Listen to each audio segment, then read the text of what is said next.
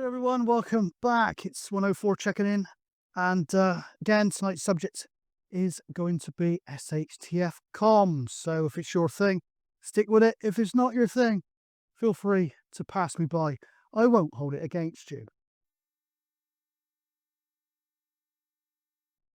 Okay, folks, right. So yes, one more video on the subject for now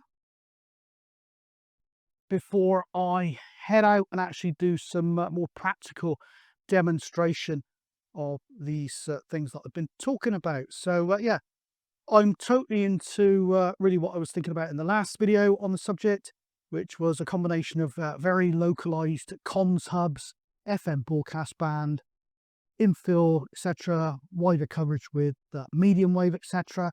And I think that would be a nice model for the UK.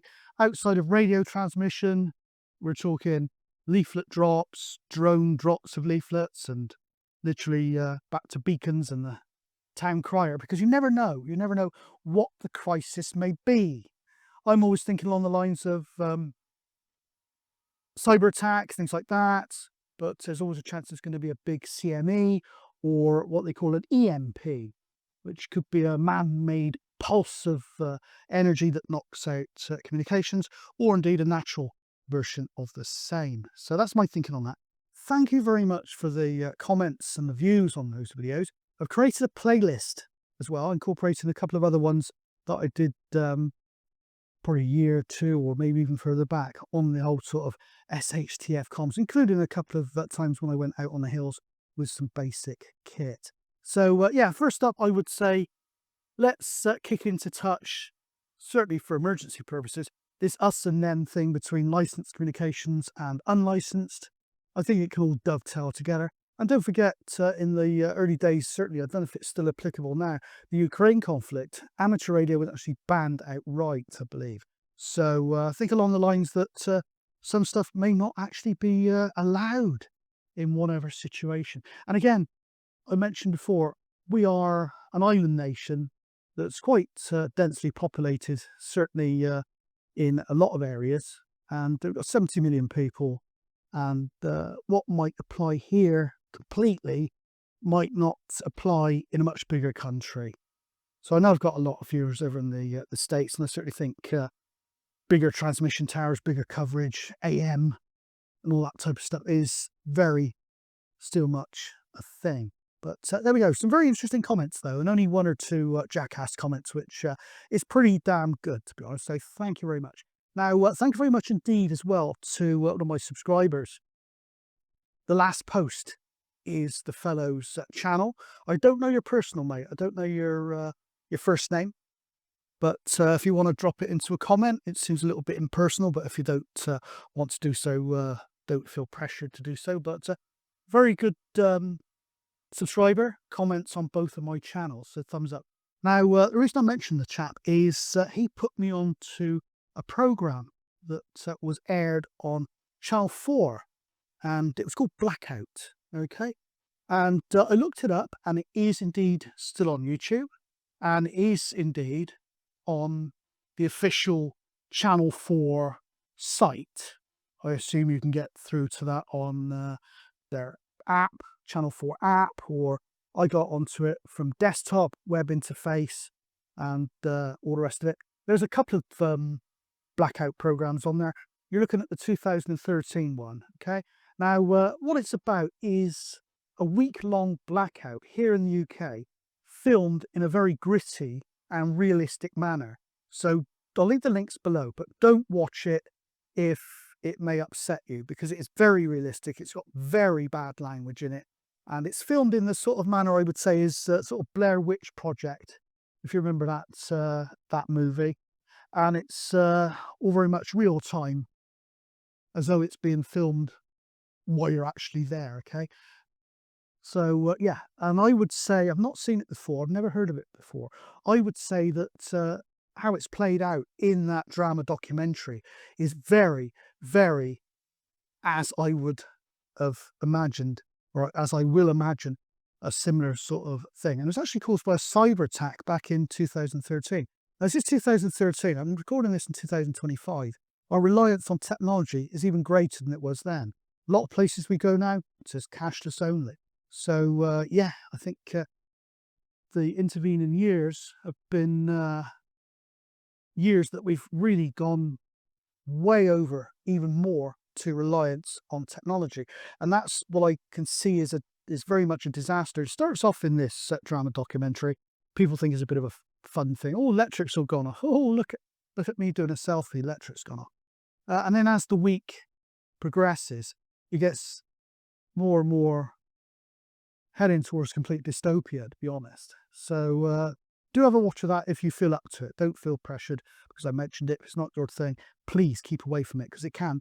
And I found it fairly disturbing, and I've seen a lot of things in my lifetime.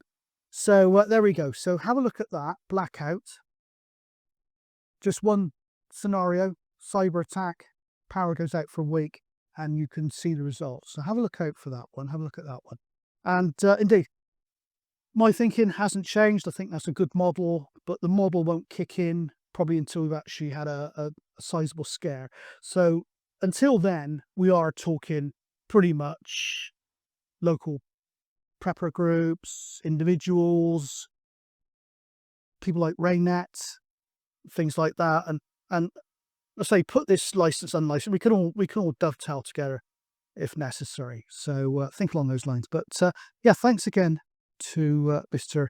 The Last Post for that heads up on that video. So yeah, I've made a playlist of these videos.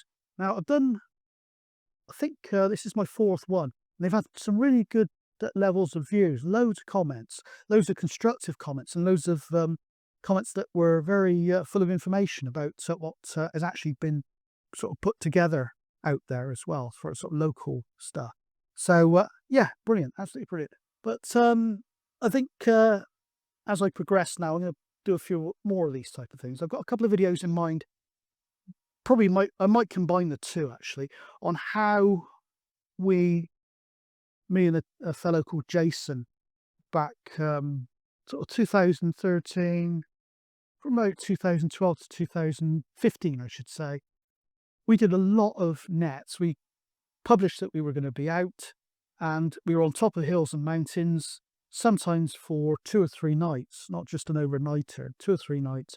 And I have to say, apart from some brief interludes where we had to drop the stations, drop the antennas because the weather got so bad, i.e. thunderstorms, hailstorms, we never fell off the air. And I'm going to do a video on how we managed not to, or how our stations managed to be so resilient in some really quite bad weather. And in addition, on how we managed to stay operational on some of the really big nets, particularly the Sunday DX net, that sometimes suffered from deliberate and natural noise, which meant that to keep the net running, certain things had to happen to keep it running. So have a look out for that. And in addition, I'm hopefully over this injury that I've had. Have a look on my Unplugged channel to see how that occurred. And I'm over that now, pretty much. Went out for a decent walk yesterday. No real bad sort of repercussions from that. So hopefully I'm back out now and I'll do some more sort of actual on-air stuff. I've been walking around a lot. You see that on my camping a lot, car camping on my other channel, but I haven't done much with the radio. So I shall be doing that with radio and off-grid communications with my Mesh-tastic setup as well. So yeah, that's pretty much where it's at. So going back to the comments and things like that I received, I said they've been absolutely brilliant. Now, one of the things that is a bit of a concern is the fact that I looked at the stats. I drilled down into the stats of the videos, and it's pretty much 45 to 65 years of age, male audience. Okay, which is a bit of a worry because I'm only 3 years off of 60. And looking at, no disrespect, because I'm one of those people. No disrespect, when I look at some of the people doing some of the emergency communications, they're knocking on. Okay, so please let me know if you're sort of 30 and below, because it is a concern that this is very much, this emergency communications thinking is very much a thing for boomers and Gen X, okay, which is a worry for the future. So that was a concern. Very pleased with the amount of views it had. And have a look at my first one of this sort of type of video, which was a thumbnail, 3 radios. And I'm saying we need to get our act together. Now that was, you may find that quite interesting because it's the basis of my thinking. Okay, why I went down the route of the thinking that I did. So yeah, have a look at that one. Only got sort of 300 and something views. So have a look at that one. So I've made a playlist, and yeah, please do. And like I say, going on, hopefully now I'm hitting the outdoors in the months of June and early July before the crowds kick off when the kids go on holiday. So you should see some practical demonstration of what I've been talking about to a certain extent, because obviously I'm not going to be transmitting on the FM broadcast band, but I've got a setup here. So when I go over to some of the areas over Midlands, South Wales, etc., then hopefully you'll actually be able to hear me coming in. I'll get the missus to record me coming in from anything up to maybe 80 miles away on just basic FM CB radio. So indeed. Anyway, so thanks again for the support on this series. It's great that there's good interest out there in this type of thing.